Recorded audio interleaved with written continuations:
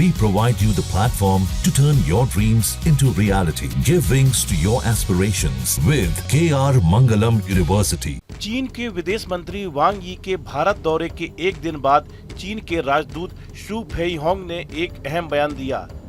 उन्होंने अमेरिका की ओर से भारत पर लगाए गए टैरिफ यानी आयात शुल्क का खुलकर विरोध किया और भारत चीन के बीच सहयोग को और मजबूत करने की बात कही।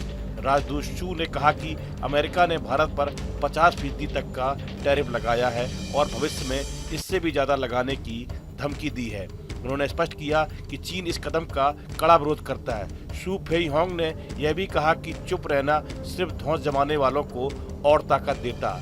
उनका संदेश था कि चीन भारत के साथ मजबूती से खड़ा रहेगा। इस बयान से साफ है कि चीन अमेरिका की टैरिफ नीति से नाराज है और भारत के साथ अपने आर्थिक और राजनीतिक संबंधों को मजबूत करना चाहता है। उन्होंने यह भी कहा कि चीन एक तरफा व्यापारी दबावों के खिलाफ भारत के साथ खड़ा है। शू ने आगे कहा कि भारत और चीन का एक साथ आना न केवल क्षेत्रीय बल्कि वैश्विक विकास के लिए भी जरूरी है। उन्होंने कहा कि इतने बड़े दो देशों के लिए एकता और सहयोग ही साझा विकास का रास्ता है। भारत और चीन की दोस्ती पूरे एशिया के लिए लाभकारी है। हम दोनों एशिया के आर्थिक विकास के दो इंजन हैं। भारत चीन की एकता पूरी दुनिया के लिए लाभकारी है। हम दोनों की यह जिम्मेदारी है कि दुनिया में बराबरी और संतुलन वाली व्यवस्था को बढ़ावा दें। वहीं विशेषज्ञों के मुताबिक बीजिंग का यह कदम दो मकसद साधता है। पहला, भारत को आर्थिक भरोसा देना और दूसरा, अमेरिका को यह संकेत भेजना कि एशिया में उसके खिलाफ विकल्प मौजूद है। भारत और चीन के बीच सीमा विवाद भले ही जारी हो, लेकिन व्यापार हमेशा दोनों के लिए अहम रहा है। भारत से चीन को लौह अयस्क, दवाइयां और समुद्री उत्पाद बड़ी मात्रा में जाते हैं। अब सबकी नज़र इस पर है कि क्या सरकार ट्रंप के दबाव के बीच चीनी ऑफर को स्वीकार करने की ओर कदम बढ़ाएगी या नहीं। चीनी राजदूत ने कहा, भारत चीन संबंध एशिया के लिए फायदेमंद है। हम एशिया की आर्थिक वृद्धि के दोहरे इंजन हैं। विशेष प्रतिनिधि स्तर की बातचीत में महत्वपूर्ण सहमति बनी है।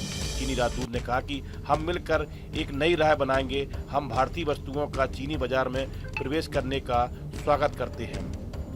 चीनी राजदूत ने आगे कहा कि भारत और चीन के बीच भरोसे को बढ़ाना बहुत जरूरी है। उन्होंने कहा कि हमें रणनीतिक स्तर पर एक दूसरे पर भरोसा बढ़ाना चाहिए और आपसी संदेह से बचना चाहिए। हम प्रतिद्वंदी नहीं, साझेदार हैं। उन्होंने यह भी कहा कि हम भारत के साथ मिलकर रणनीतिक विकास को बढ़ावा देना चाहते हैं और सहयोग का दायरा भी बढ़ाना चाहते हैं। हम भारतीय वस्तुओं का चीनी बाजार में स्वागत करते हैं। इस वीडियो में फिलहाल इतना ही। आप बने रहिए न्यूज नेशन के डिजिटल प्लेटफॉर्म के साथ, जहां भक्ति है हर शब्द में, कथाओं में छिपे हैं दिव्य रहस्य और ज्योतिष देता है जीवन को दिशा। धर्म से जुड़ी हर बातों को जानने के लिए हमारे चैनल स्तुति को सब्सक्राइब करें।